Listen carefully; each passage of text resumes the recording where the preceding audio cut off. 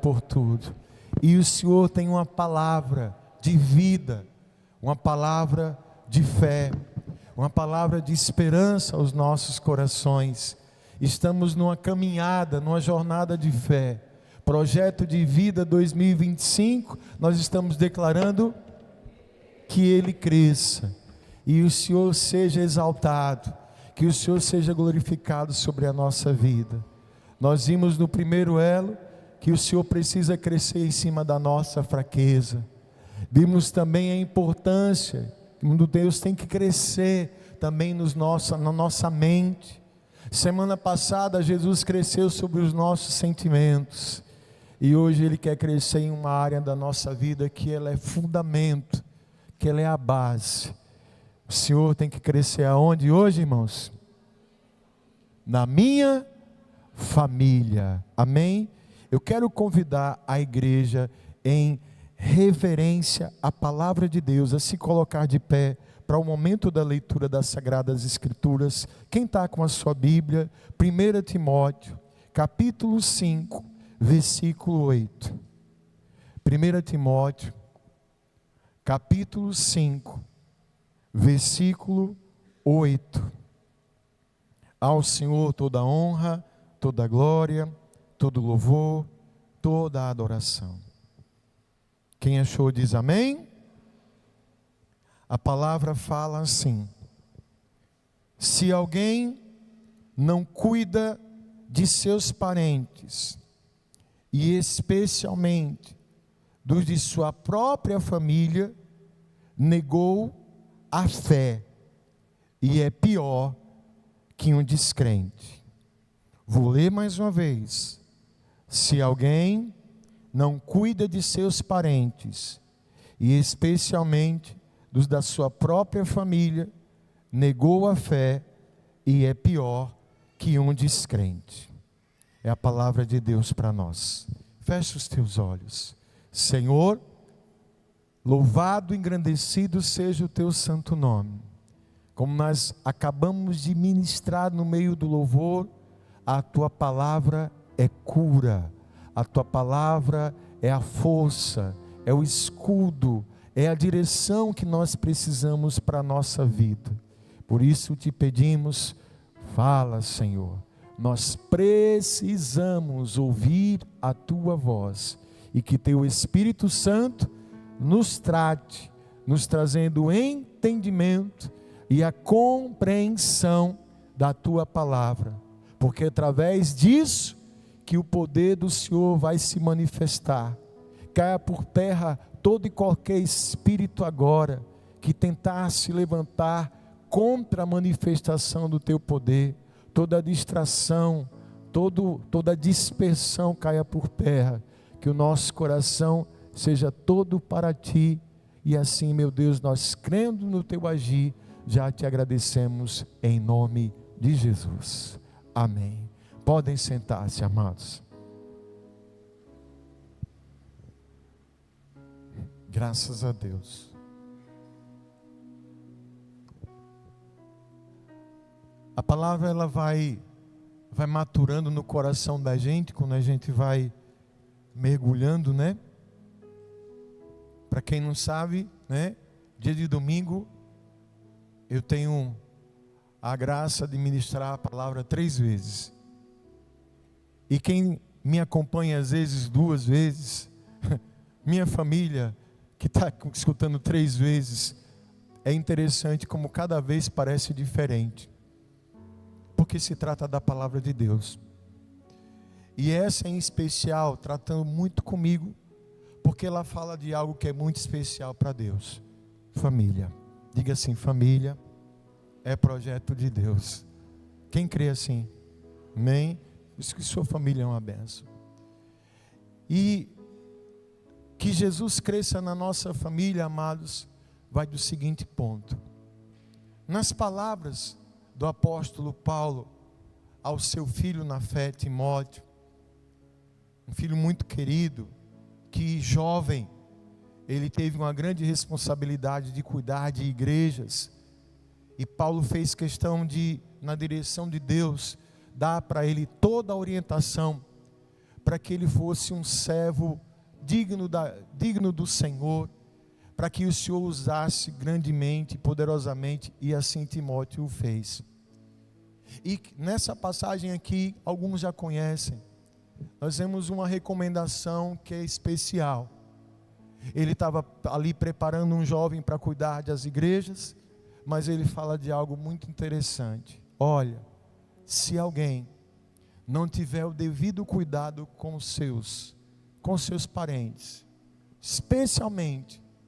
principalmente a sua própria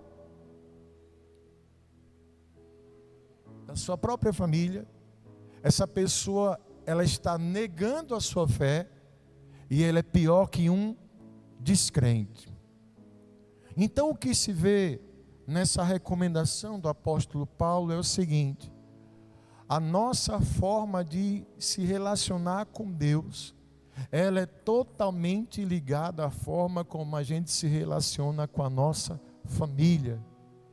A palavra que se coloca aqui é o equilíbrio. O Senhor é tudo para a nossa vida, amém? E pelo Senhor ser tudo para a nossa vida, nós devemos cuidar da nossa família. Porque se eu não tenho esse devido cuidado, se eu não tenho essa devida atenção, ele diz que eu vou ser uma pessoa pior do que uma pessoa que não acredita em nada. E eu quero crer que você que está aqui é porque você crê em Deus. Tem crente aqui? Amém? Se creres, verás a glória de Deus. Aí nós nos deparamos com o seguinte desafio. Eu creio que você há de concordar comigo. Em muitas situações, eu vou dizer na maioria delas, os maiores problemas e lutas que nós estamos enfrentando, muitas vezes estão dentro da nossa própria casa. O campo de batalha mais árduo, mais desafiador, acaba sendo sempre a nossa família. Você concorda comigo? Ou é só? E é isso. E vem uma questão. Nós estamos aqui, amados, cada um aqui tem a proposta de quem veio buscar a Deus aqui. Pronto.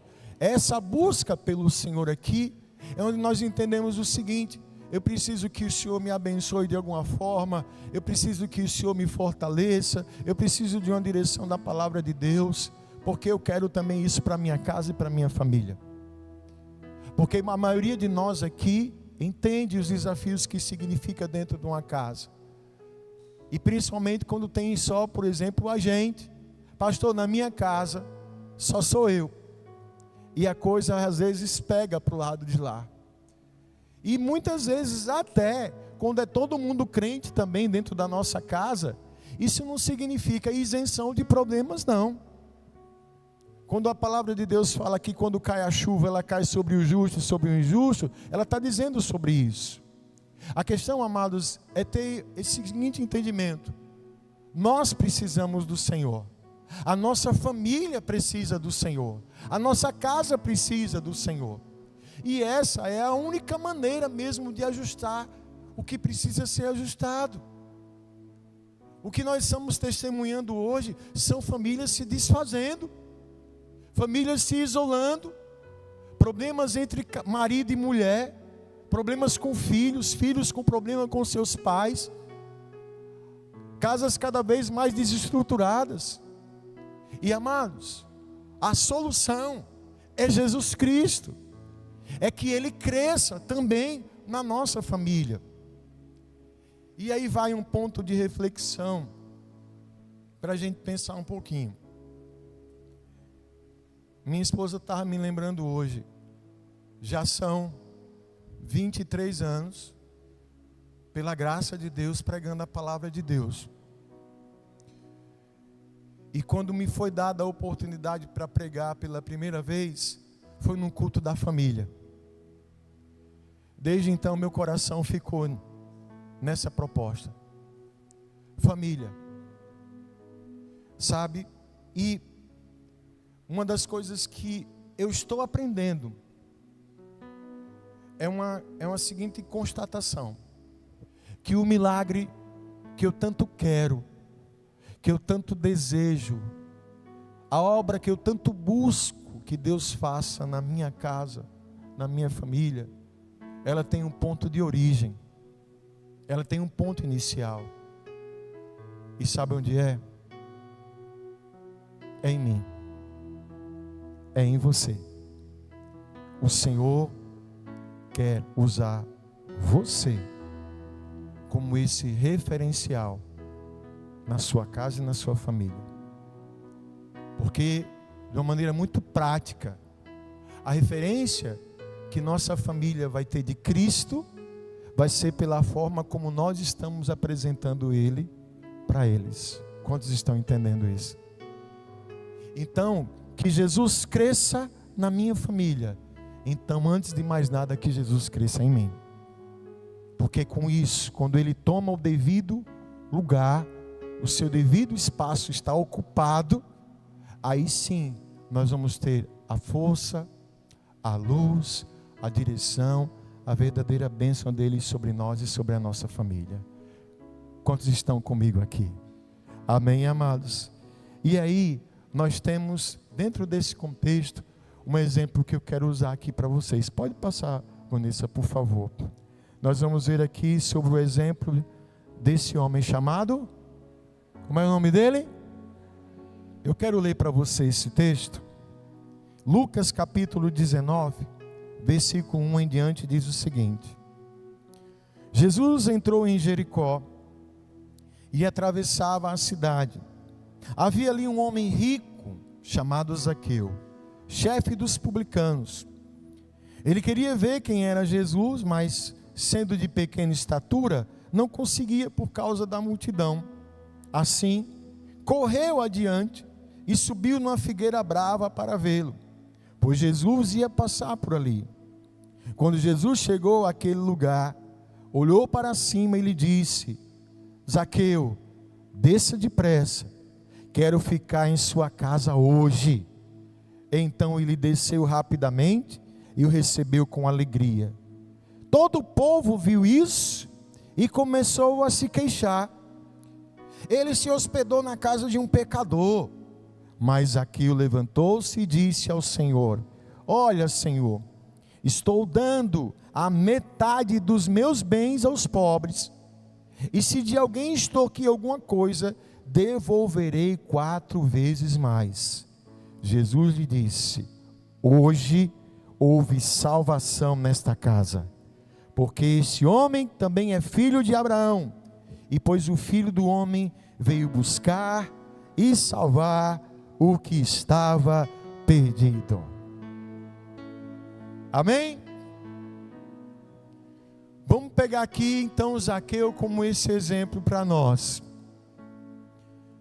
História conhecida, mas é importante a gente falar de alguns pontos. Quem era esse Zaqueu? Chefe dos publicanos, um homem rico. Quem eram esse pessoal, pastor? Os publicanos. Na época aqui de Cristo, eles eram os cobradores de impostos de Roma. Pense num povo odiado, detestado, porque na sua grande maioria, eles eram conhecidos por extorquirem as pessoas, por cobrarem taxas além do que se era para cobrar. Coisa que não era de Deus. A gente tem um exemplo de um publicano que se converteu e foi andar com Jesus. Aliás, ele trabalhava, como publicano, que era o Mateus, que não era muito bem visto. Zaqueu era o chefe. Então era uma pessoa rica, uma pessoa de posses, uma pessoa que tinha uma vida muito confortável. Mas uma coisa já nos desperta a atenção aqui: o que era que esse homem queria com Jesus? E era uma coisa, Ítalo, assim, ele estava agoniado. Ele soube que o Senhor Jesus ia passar por lá e ele foi até Jesus. Tinha um problema, ele era baixinho. E baixinho no meio de multidão não dá certo, né? Não conseguia ver. E aí ele, naquele desespero, procurou lá uma árvore, sobe nessa árvore e fica esperando Jesus passar por ali. Amados, a primeira coisa que nos chama a atenção é o seguinte: para você refletir, amados. É uma frase que eu guardo no meu coração, você já deve conhecer, quem não conhece, escute isso. Existe um espaço no coração de todos nós, que só pode ser preenchido pelo Senhor Jesus Cristo. Existe um vazio dentro do coração de cada ser humano, que ele pertence a Deus.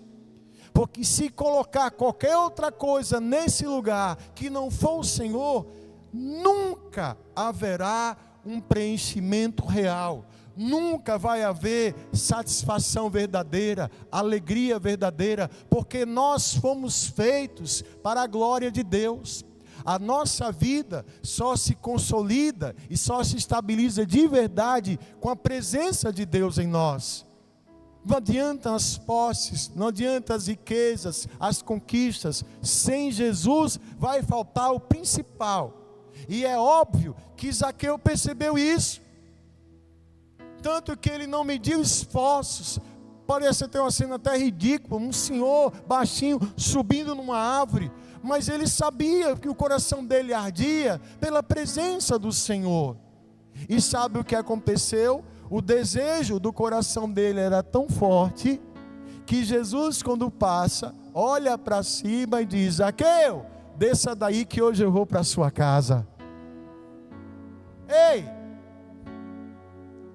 você que conhece aí o Evangelho, antes desse encontro aqui, Zaqueu já tinha falado com Jesus, sim ou não?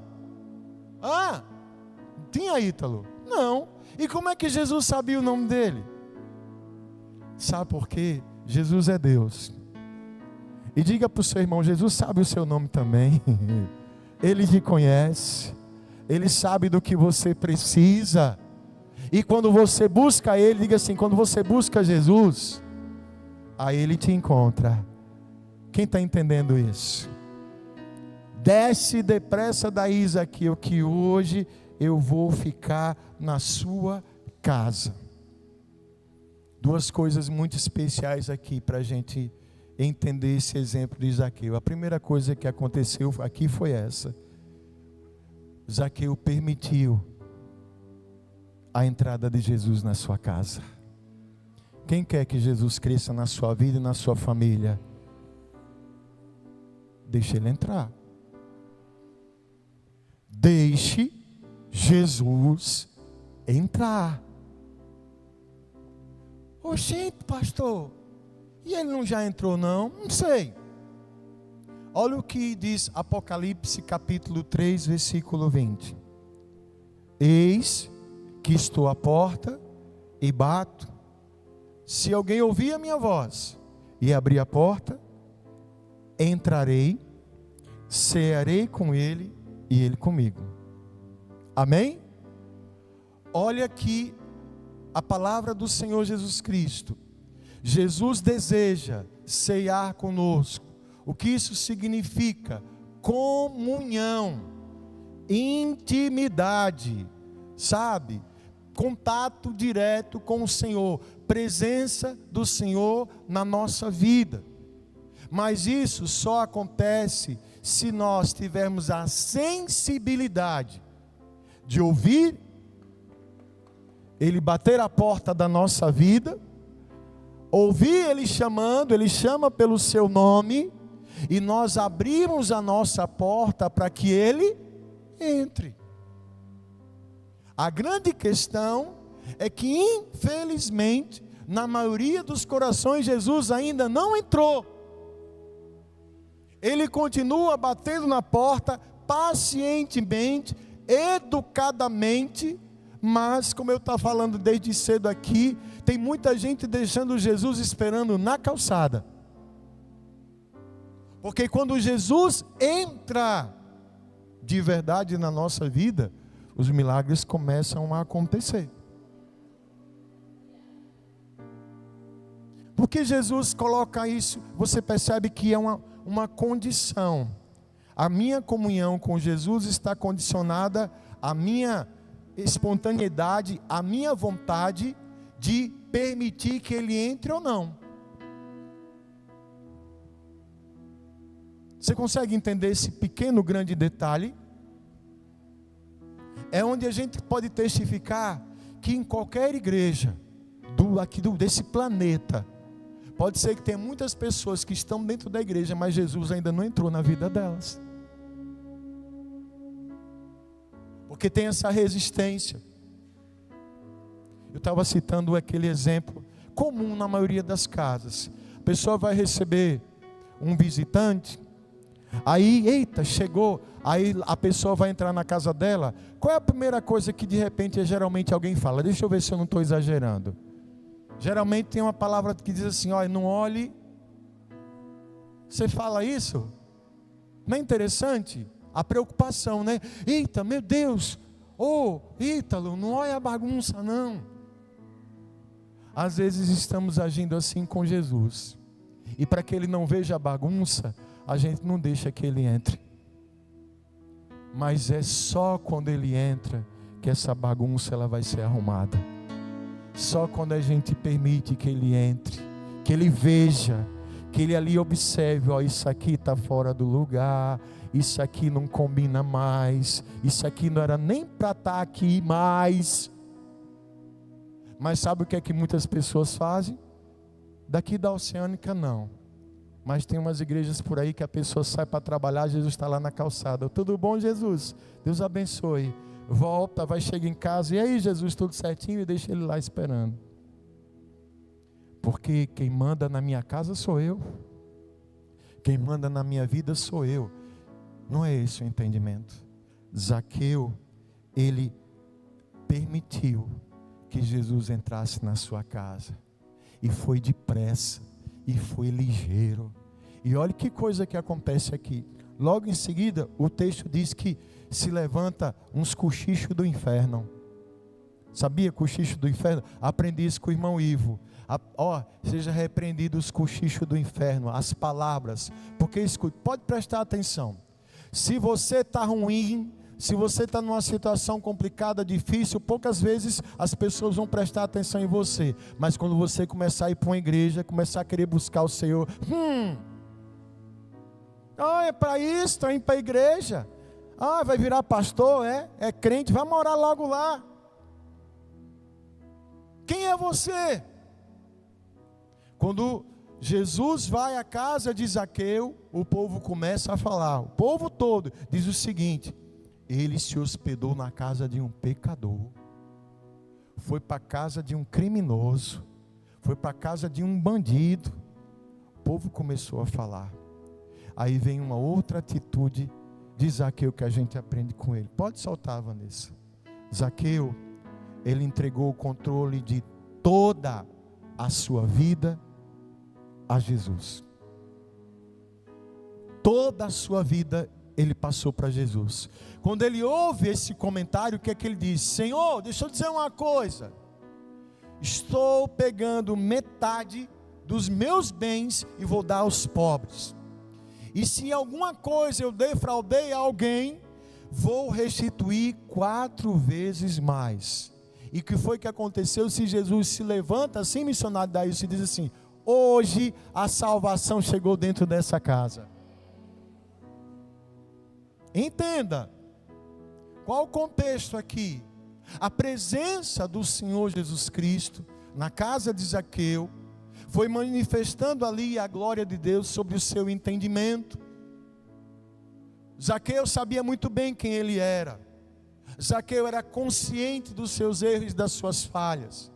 E diante de Jesus abriu ali o coração. Estava disposto a entregar tudo a Ele, a abrir mão de tudo por Ele, porque ele sabia que mais importante do que coisas, do que bens, era a presença do Senhor diante dele, sobre a sua vida. Naquele momento, Jesus foi o Senhor da vida de Zaqueu.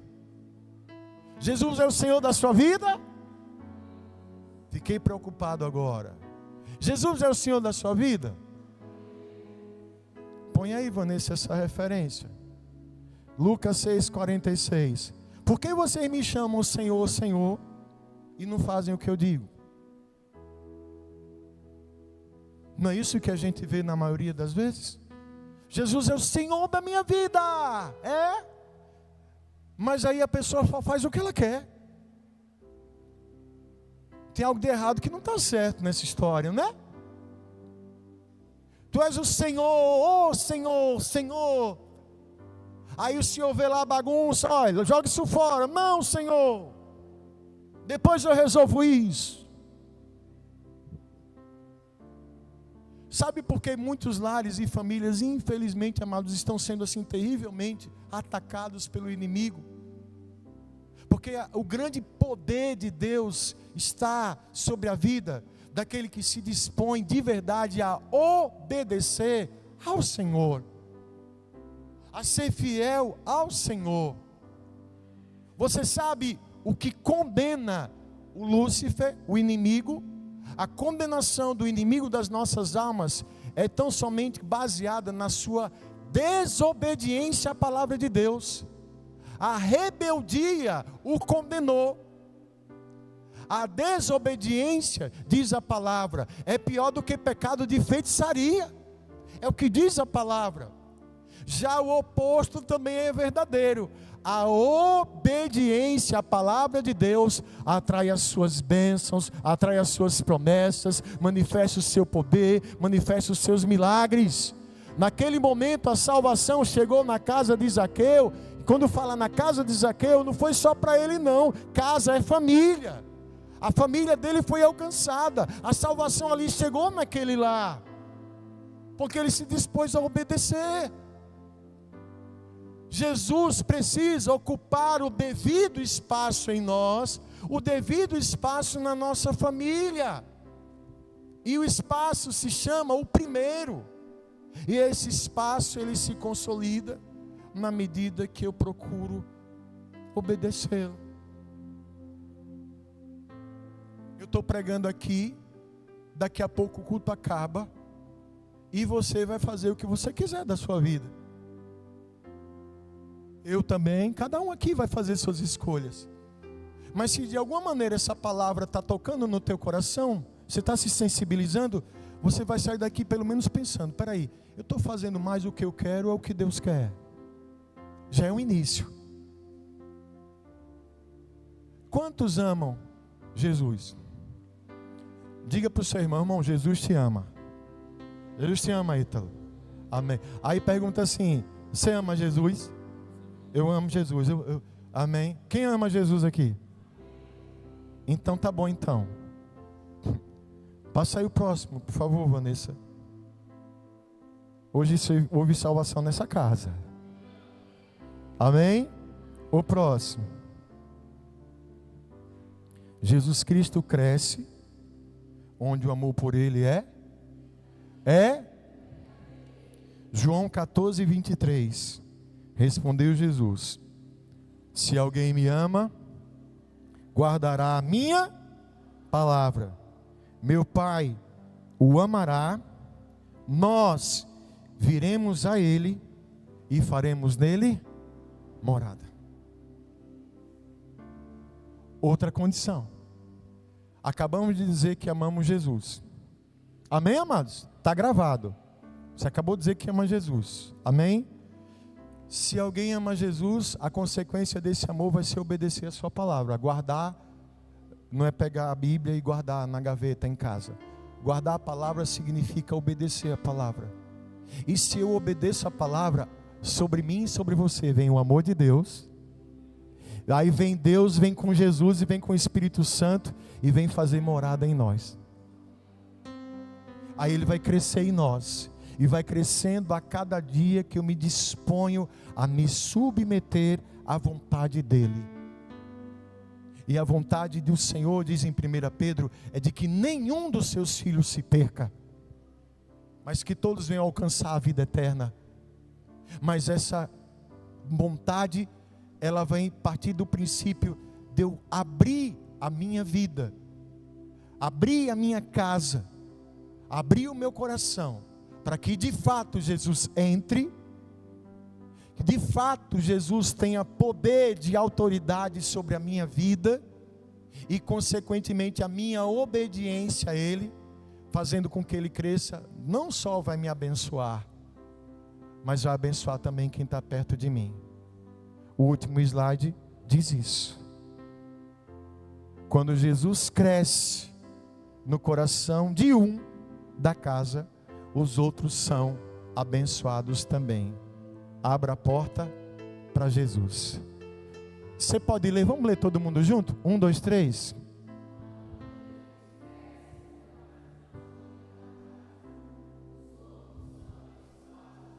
Diga para o irmão.